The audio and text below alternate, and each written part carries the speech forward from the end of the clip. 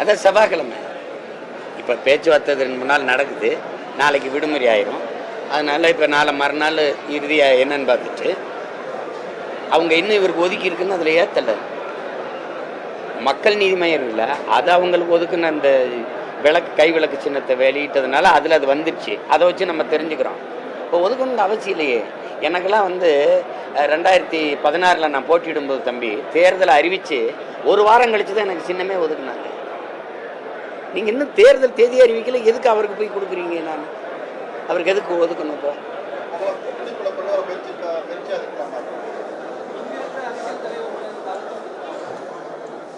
இருக்கலாம்.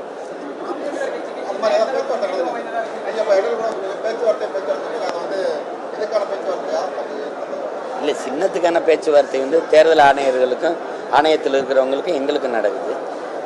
எல்லா கட்சிகளும் பேசுகிறதா தம்பி, உங்களுக்கு தெரியும். இந்த கூட்டணிங்கிறது என்னுடைய கொள்கை முடிவும் உங்களுக்கு தெரியும். நான் தனித்து தான் போட்டியிட முடியும், போட்டியிடுவேன். என்னை நம்பி நிற்கிற பிள்ளைகள் நான் தனித்து நிற்கிறனால தான் என் கூட நிற்கிறான். இப்போ நான் உதாரணத்துக்கு சொல்கிறேன், நான் அதிமுகவோட போகிறேன். இந்த தம்பி என் கட்சியில் சேரணும், நேரடி அதிமுகவில் சேர்ந்துருவானே. அதனால அந்த தவறை நான் வாழ்நாள் செய்வேன். விட்டுருங்க.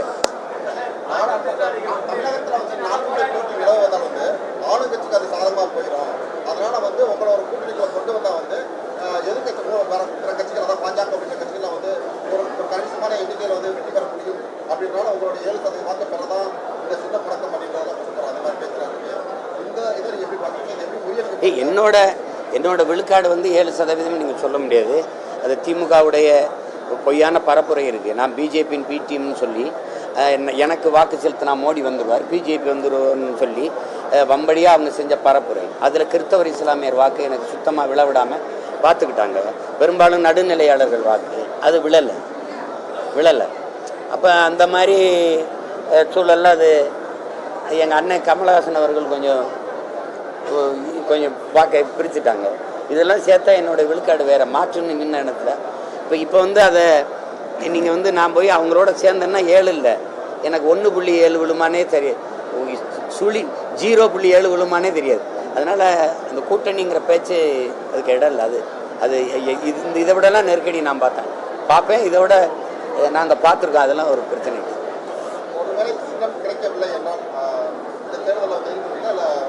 கிடைக்கும். நீங்கள் கிடைக்கவில்லை என்றால் கிடைக்கும். நான் கேட்குறதுக்கு பதில் சொன்னோம்ல, தேர்தல் ஆணையம் நீதிமன்றத்தில் நாங்கள் எடுத்து வைக்கிற தர்க்கத்துக்கு விளக்கம் சொன்னோம்ல. அப்படியே அவர் ஸ்டேட்டில் நிற்கிட்டோம். எனக்கு என்னுடைய ஸ்டேட் 2, புதுச்சேரி, தமிழ்நாடு. நான் கர்நாடகா, ஆந்திரா, கேரளா, மகாராஷ்டிரா, டெல்லியிலலாம் எனக்கு அமைப்பு உலகம் பூரா கட்சி இருக்குது. நாங்கள் போட்டி போட போகிறதில்ல.